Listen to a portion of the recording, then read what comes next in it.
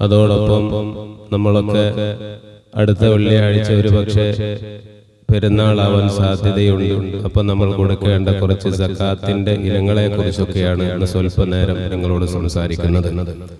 വിശുദ്ധ ഖുർആനിൽ അല്ലാഹു തആല പറയുന്ന ഒരു സൂറത്തുൽ ഖദർ, ഇന്നാ അൻസൽനാഹു ഫീ ലൈലത്തിൽ ഖദർ. ഈ വിശുദ്ധ ഖുർആനിനെ നാം അവതരിച്ചത് കണക്കാക്കപ്പെട്ട ആ ഒരു രാത്രിയാണ്, ലൈലത്തുൽ ഖദറിലാണ്. വമാ അദ്റാക മാ ലൈലത്തുൽ ഖദർ. എന്താണ് ലൈലത്തുൽ ഖദർ? ലൈലത്തുൽ ഖദരി ഖൈറും മിൻ അൽഫി ശഹർ. 1000 മാസങ്ങളെക്കാൾ പവിത്രതയുള്ള ഒരു രാത്രി, അതാണ് ലൈലത്തുൽ ഖദർ. തനസ്സലുൽ മലായികതു വറൂഹു ഫീഹാ ബിഇദ്നി റബ്ബിഹിം.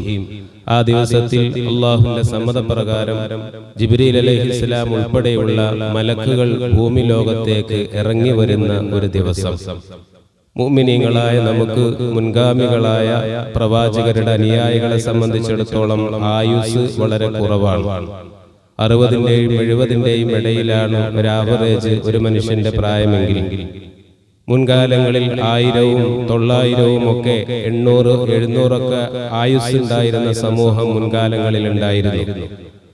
700-ഉം 900-ഉം 1000-ഉം ഒക്കെ വർഷം ഇബാദത്ത് ചെയ്ത പ്രതിഫലവുമായി പരലോകത്ത് ചില ആളുകൾ വരുമ്പോൾ വെറും 60-ഓ 70-ഓ മാത്രമുള്ള ഒരു കാലയളവിലുള്ള ഇബാദത്തുമായി നമ്മൾ വരുമ്പോൾ നമ്മൾ അത് കുറച്ചിലായി പോകും.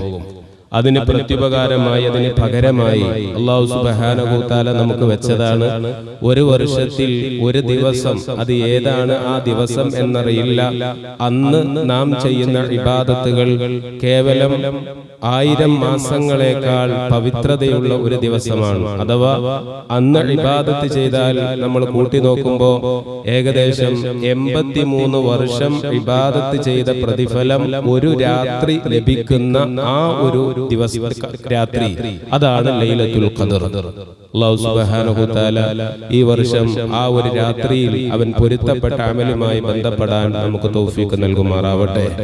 ഖാല റസൂലുള്ളാഹി സ്വല്ലല്ലാഹു അലൈഹി വസല്ലം, നബി തങ്ങൾ പഠിപ്പിക്കുന്ന ഒരു ഹദീസിൽ കാണാം, മൻ ഖാമ ലൈലത്തുൽ ഖദർ, ആരെങ്കിലും ലൈലത്തുൽ ഖദറിന്റെ രാത്രിയിൽ നിസ്കരിച്ചാൽ, സുന്നത്ത് നമസ്കാരങ്ങൾ നിർവഹിച്ചാൽ,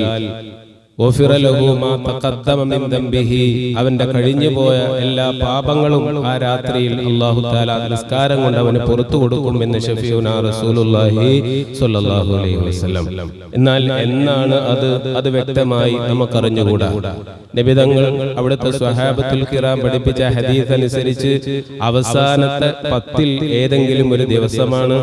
ഒന്നുകൂടെ ക്ലിയർ ചെയ്താൽ അവസാനത്തെ 10-ൽ ഒറ്റയിട്ട രാവുകളിൽ ഏതെങ്കിലും ഒരു രാത്രിയാണ് ആ രാവ് എന്നതാണ് ഹദീസിൽ നിന്ന് നമുക്ക് മനസ്സിലാക്കാൻ കഴിയുന്നത്.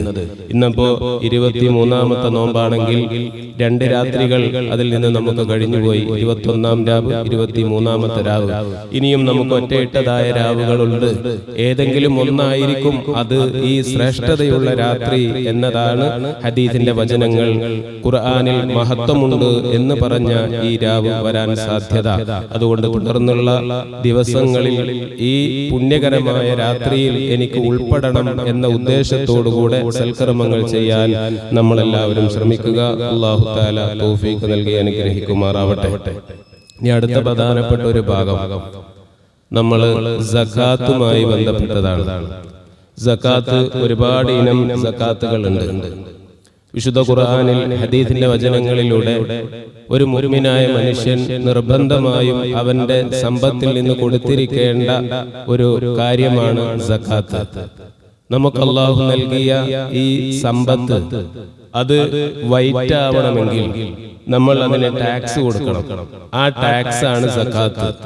സകാത്ത് നമ്മൾ കൊടുത്തില്ല എങ്കിൽ നമ്മുടെ സമ്പത്തൊക്കെ ബ്ലാക്ക് മണി ആയിരിക്കും, കള്ളപ്പണമായിരിക്കും. കള്ളപ്പണം സൂക്ഷിച്ചാൽ ഭൂമിയിൽ തന്നെ ശിക്ഷയുണ്ട്.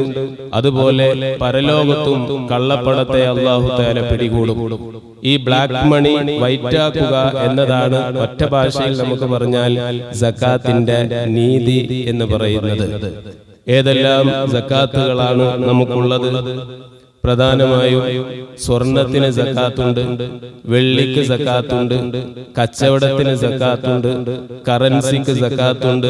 സാധാരണ നമ്മൾ ഇടപെടുന്നത് ഇതാണ്. ഇനി കൃഷിയുമായി ബന്ധപ്പെട്ട് പഴങ്ങളുമായി ബന്ധപ്പെട്ടുണ്ട്, അതിപ്പോ നമ്മൾ സാധാരണ ചെയ്യാത്തത് കൊണ്ട് അതുമായി ബന്ധപ്പെട്ട് ഞാൻ വിശദീകരിക്കുന്നില്ല.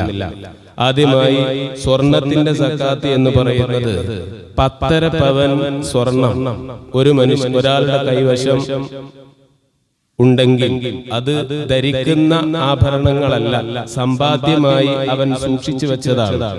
ആകെ ഒരാൾക്ക് 10.5 പവനുണ്ട്, അല്ലെങ്കിൽ ഒരു 20 പവൻ സ്വർണ്ണമുണ്ട് ഭാര്യക്ക് എങ്കിൽ അത് എപ്പോഴും ധരിക്കുന്നതുമാണ്, അല്ലെങ്കിൽ പലപ്പോഴായി അത് ഉപയോഗിക്കുന്നതാണ്. എങ്കിൽ ഉപയോഗിക്കുന്ന ആഭരണങ്ങൾക്ക് സക്കാത്ത് കൊടുക്കേണ്ടതില്ല.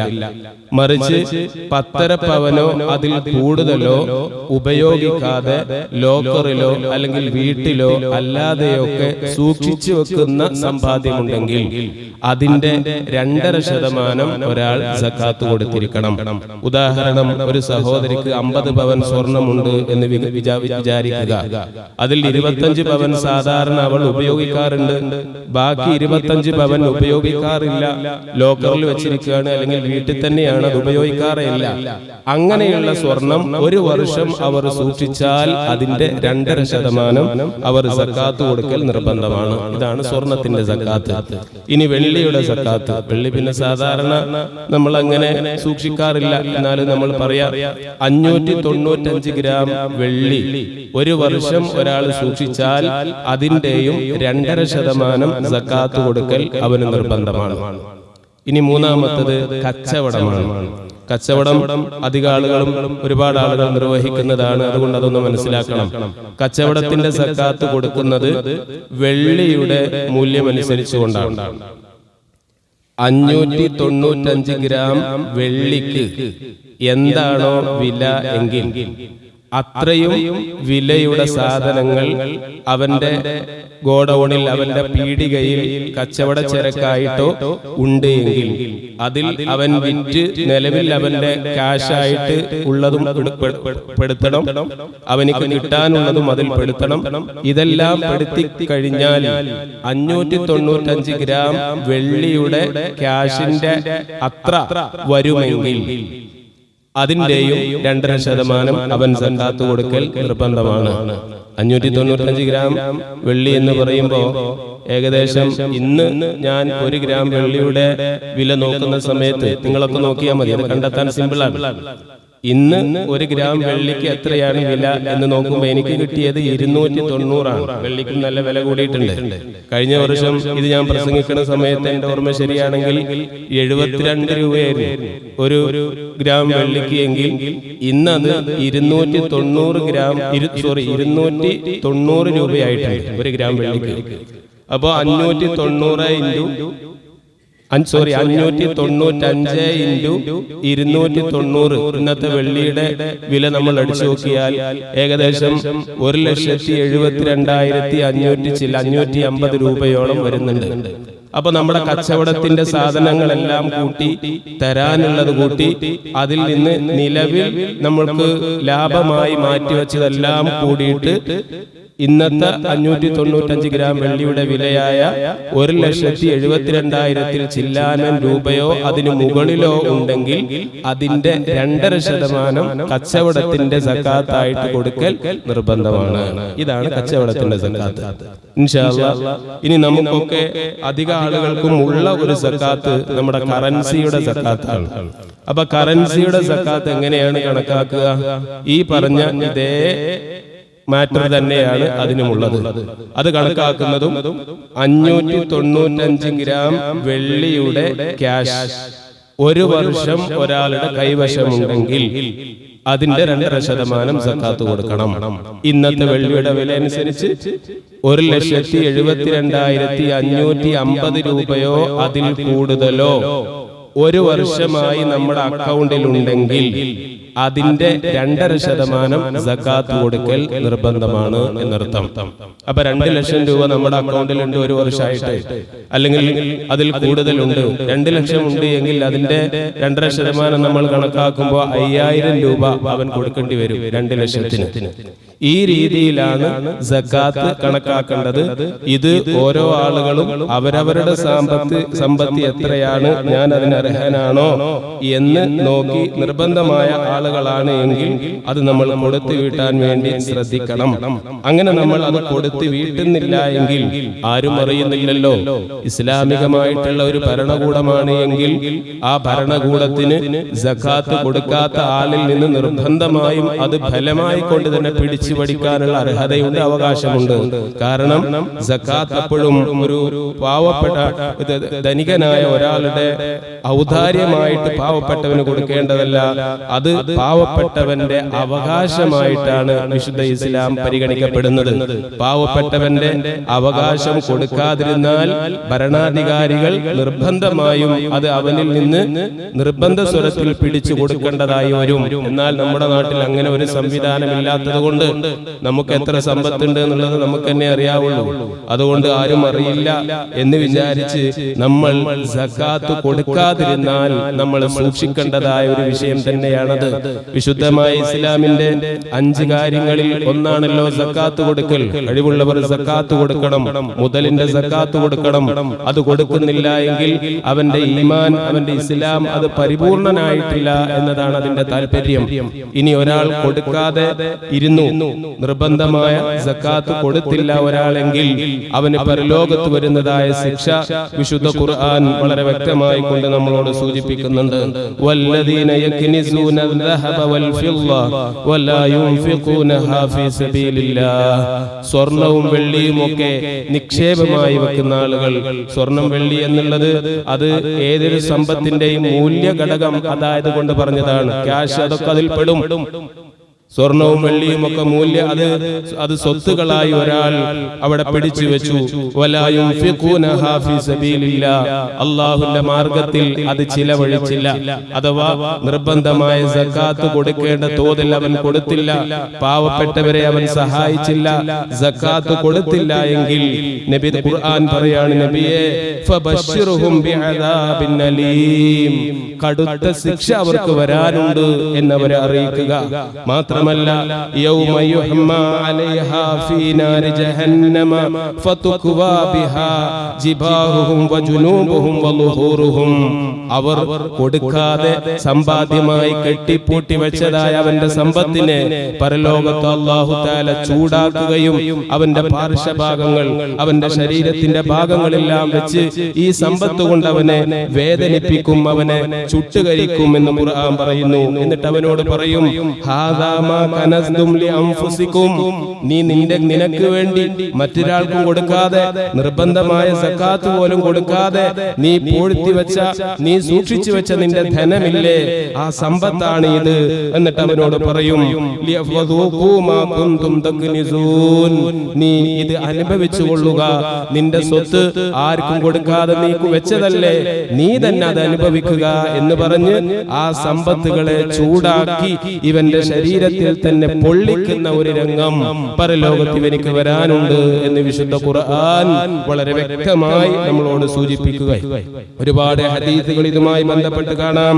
ഖാല റസൂലുള്ളാഹി സ്വല്ലല്ലാഹു അലൈഹി വസല്ലം, നബി തങ്ങൾ പഠിപ്പിക്കുന്നു, മന്നാതാഹുല്ലാഹു മാലൻ, അല്ലാഹു തആല ഒരാൾക്ക് സമ്പത്ത് നൽകി, എന്നിട്ടോ ഫലം യുഅദ്ദി സകാത്ത, അവൻ അതിന്റെ സകാത്ത് കൊടുത്തു വീട്ടിയില്ല എങ്കിൽ പരലോകത്ത് ഈ സകാത്തുകളെ ഒക്കെ ഒരു വലിയ സർപ്പത്തിന്റെ രൂപത്തിൽ രൂപാന്തരപ്പെടുത്തുകയും അത് അവന്റെ കഴുത്തിൽ ഇങ്ങനെ ചുറ്റി അവന്റെ നെറ്റിയിലും അവന്റെ താടിയെല്ലിന്റെ ഭാഗത്തും ആഞ്ഞു കൊത്തുകയും ചെയ്യും.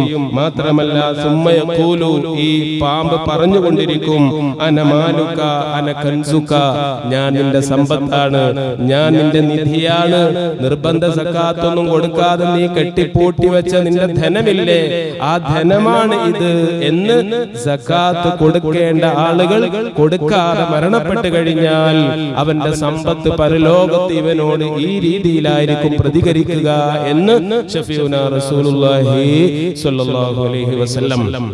അതുകൊണ്ട് നമ്മൾ ഓരോ ആളുകളും ശ്രദ്ധിക്കുക. വിശാലമായിട്ട് ഇത് നമുക്ക് ചർച്ച ചെയ്യാൻ സമയം വളരെ പരിമിതമാണ്. അതുകൊണ്ട് പറഞ്ഞതിലോ നിങ്ങൾ മനസ്സിലാക്കിയതോ എന്തെങ്കിലുമോ ഒക്കെ തിരുത്തലുകൾ ഉണ്ടെങ്കിൽ ജുമ കഴിഞ്ഞിട്ടോ സൗകര്യമുള്ള സമയത്ത് എന്നോട് ചോദിച്ചാൽ വിശദമായി നമുക്കത് പറഞ്ഞു തരാം.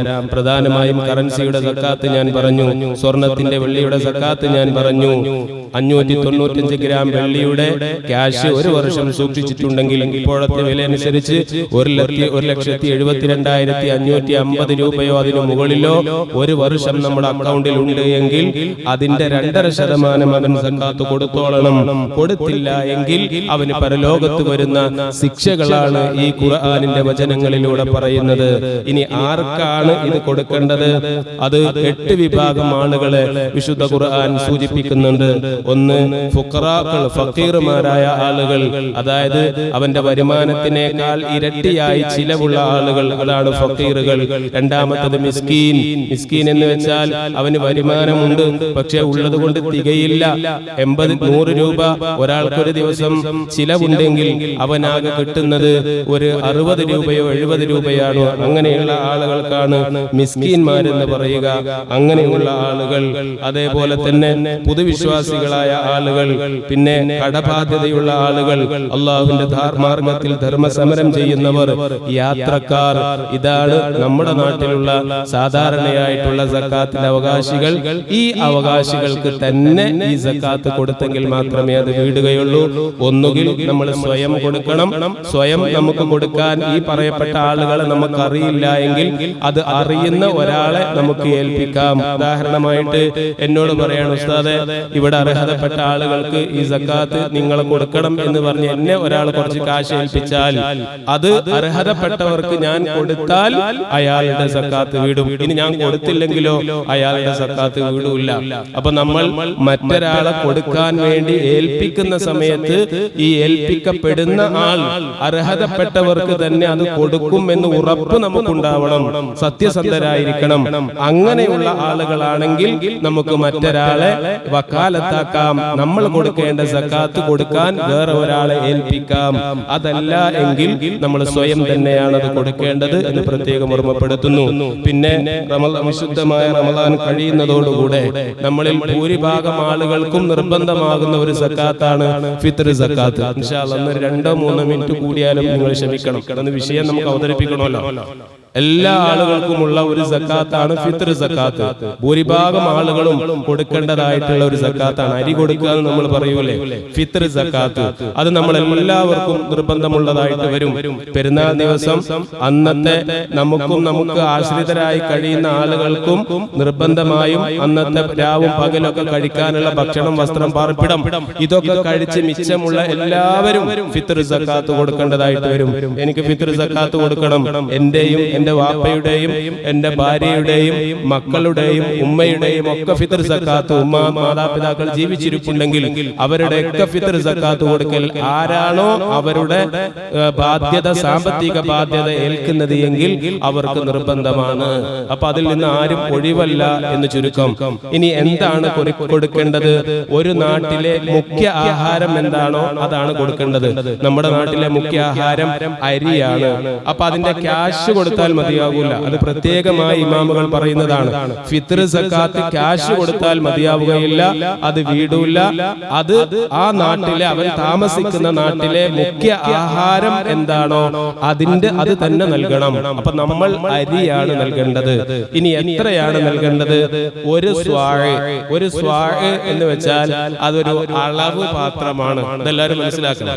ഒരു സ്വാഴ് ഒരു അളവ് പാത്രമാണ് സ്വാഴ്. അപ്പോ കറക്റ്റ് 1 കിലോ നമുക്ക് ഇത്ര എന്ന് പറയാൻ കഴിയില്ല. കാരണം ഒരു പാത്രത്തില് 10 ഇനം അരിയിട്ട് നമ്മൾ തൂക്കിയാൽ 10 കിലോ ആയിരിക്കും കാണുക. പഴയ കാലങ്ങളിൽ 2.5 കിലോ നമ്മൾ കൊടുത്തു പോന്നിരുന്നു. അന്നത്തെ അരി 2.5 കിലോ ഒരു സ്വായിലിട്ട് നോക്കിയാൽ എല്ലാ അരിയും 2.5 കിലോ ആയിരുന്നു. ഇപ്പൊ കനം കൂടിയ അരിയുണ്ട്, കുറഞ്ഞ അരിയുണ്ട്. അതുകൊണ്ട് ഒരു സ്വായിന്റെ പാത്രത്തിൽ ഇപ്പോൾ നമ്മുടെ മാർക്കറ്റിലുള്ള അരി ഇട്ട് നമ്മൾ തൂക്കുമ്പോൾ അതിന്റെ കിലോ കണക്ക് വരുന്നത് 2.5 കിലോ ഉള്ള അരിയുണ്ട്, 2.600 ഉള്ള അരിയുണ്ട്, 2.700 ഉള്ള അരിയുണ്ട്, 2.800 ഉള്ള അരിയുണ്ട്. ഈ 4 അളവിൽ കിട്ടി. അപ്പൊ ഇത്ര കറക്റ്റ് നമുക്ക് പറയാൻ പറ്റൂല. 2.5 മുതൽ 3 കിലോത്തിന്റെ ഇടയിലാണ് വരുന്നത്. ഇനി സൂക്ഷ്മതയ്ക്ക് വേണ്ടി ഒരാൾ 2.700 കൊടുത്താൽ ഒരിക്കലും കുറവ് വരുന്നില്ല. അധിക അരിയും ഒരു 2.700 ആയിട്ടാണ് വരുന്നത്. 1-2 അരി മാത്രമാണ് 2.600 2.5 കിലോനൊക്കെ വരുന്നുള്ളൂ. അല്ലാത്തതൊക്കെ 2.500 മുകളിലാണ് വരുന്നത്. അപ്പോൾ ഒരാൾക്ക് 2.700 എന്ന തോതിലോ ഇനി കുറച്ചും കൂടി കൂട്ടി ഒരു 3 കിലോ എന്നുള്ള നിലക്കോ കൊടുത്താൽ അതിൽ പിന്നെ സംശയമേ ഇല്ല. 2.5 കിലോ കണക്കാക്കി നമ്മൾ കൊടുക്കുമ്പോൾ അധിക അരിയും 2.5 കൂടുതലുള്ളത് കൊണ്ട് ഒന്ന് സൂക്ഷ്മതക്ക് 2.600-700 അപ്പുറം കൊടുക്കലാണ് നല്ലത് എന്ന് സൂചിപ്പിക്കുന്നു.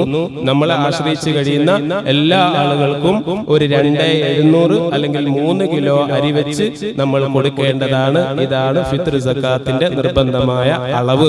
പെരുന്നാൾ ദിനം ആയത് മുതൽ അടുത്ത വെള്ളിയാഴ്ച പെരുന്നാളാണെങ്കിൽ മഗ്രിബ് ബാങ്ക് വിളിച്ച കഴിഞ്ഞ മഗ്രിബ് നിസ്കാരം കഴിഞ്ഞ് പെരുന്നാൾ നിസ്കാരത്തിന് പോകുന്നതിന്റെ ഇടയിലാണ് ഈ ഫിത്ർ സക്കാത്ത് ഓരോ ആളുകളും നൽകേണ്ടത്. അപ്പൊ എല്ലാ ആളുകളും ഇതെല്ലാം ശ്രദ്ധിക്കണം എന്ന് പ്രത്യേകമായി ഓർമ്മപ്പെടുത്തുന്നു. അല്ലാഹു തആല സക്കാത്തുകളെല്ലാം കൊടുത്തു വീട്ടുന്ന അവന്റെ യഥാർത്ഥ സജ്ജനങ്ങളിൽ നാം ഏവരെയും ഉൾപ്പെടുത്തി അനുഗ്രഹിക്കുമാറാവട്ടെ. ആമീൻ എന്ന് ദുആ ചെയ്തുകൊണ്ട് അവസാനിപ്പിക്കുകയാണ്.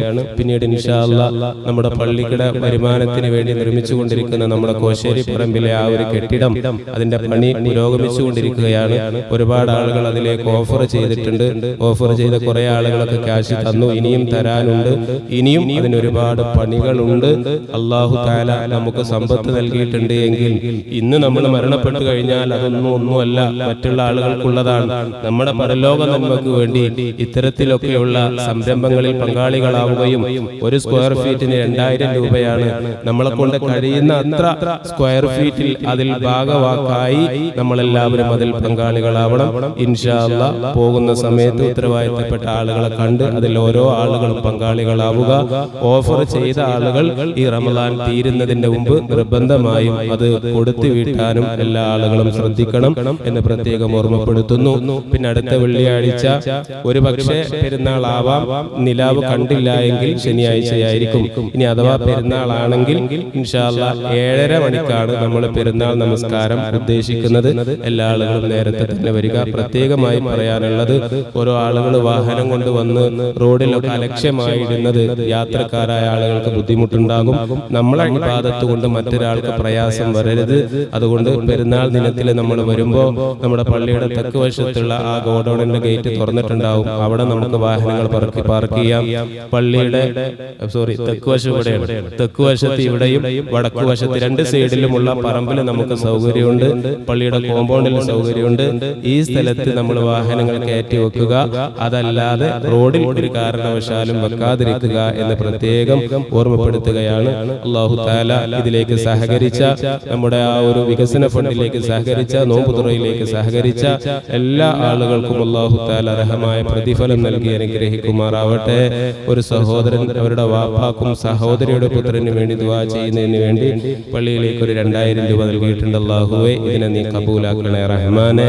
ആ മരണപ്പെട്ടുപോയ പിതാവിനും അവർ ഉദ്ദേശിക്കുന്നവരുടെ ബർസഖിയായ ലോകത്തേക്ക് ഒരു ജാരിയായ സ്വതക്കയായി ഇതിനെ നീ എത്തിക്കണേ റഹ്മാനെ. 1 സ്ക്വയർ ഫീറ്റും 2ഉം 20 ഒക്കെയായി കഴിഞ്ഞ ദിവസങ്ങളിൽ ആ ഒരു സംരംഭത്തിലേക്ക് സഹകരിച്ച മുഴുവൻ ആളുകളെയും നിനക്കറിയാം. അല്ലാഹുവേ, അവർക്കൊക്കെ അർഹമായ പ്രതിഫലം നൽകി അനുഗ്രഹിക്കണേ റഹ്മാനെ. ജാരിയായ സ്വതക്കയായി അവരുടെ അർവാഹിലേക്ക് ഒരു നന്മയായി അത് നീ എത്തിച്ചു കൊടുക്കണേ റഹ്മാനെ. ആമീൻ യാ റബ്ബൽ ആലമീൻ. അസ്സലാമു അലൈക്കും വറഹ്മത്തുള്ളാഹി വബറകാതുഹു. അതേപോലെ മറ്റൊരു സഹോദരൻ ഒരു 313 രൂപ നമ്മുടെ പള്ളിയിലേക്ക് സംഭാവന ചെയ്തിട്ടുണ്ട്. അധിക വെള്ളിയാഴ്ചകളിലും അദ്ദേഹം ചെയ്യാറുണ്ട്. അല്ലാഹുവേ, അദ്ദേഹത്തിന്റെ ആ സംഭാവനയെ നീ കബൂലാക്കണേ റഹ്മാനെ. എന്തുകൊണ്ടാണോ, എന്തുദ്ദേശം വെച്ചാണോ എല്ലാ വെള്ളിയാഴ്ചയും അദ്ദേഹം അത് ചെയ്യുന്നത് എങ്കിൽ അദ്ദേഹത്തിന്റെ ഉദ്ദേശം, മുറാദ് നിനക്കറിയാം. ആ മുറാദ്, ഉദ്ദേശം നീ വീട്ടി കൊടുക്കണേ റഹ്മാനെ. ഹലാലായ നിലക്കുള്ള അദ്ദേഹത്തിന്റെ സമ്പാദ്യവും അദ്ദേഹത്തിന്റെ കച്ചവടവും ബിസിനസ്സിലും ഒക്കെ നീ ഖൈറും ബറക്കത്തും നൽകി അനുഗ്രഹിക്കണേ റഹ്മാനെ. അല്ലാഹുമ്മ റബ്ബനാ ആതിനാ ഫിദ്ദുനിയാ ഹസന വഫിൽ ആഖിറതി ഹസനതൻ വഖിനാ അദാബന്നാർ. ആമീൻ ബിറഹ്മതിക യാ അർഹമർ റഹീമീൻ. അസ്സലാമു അലൈക്കും.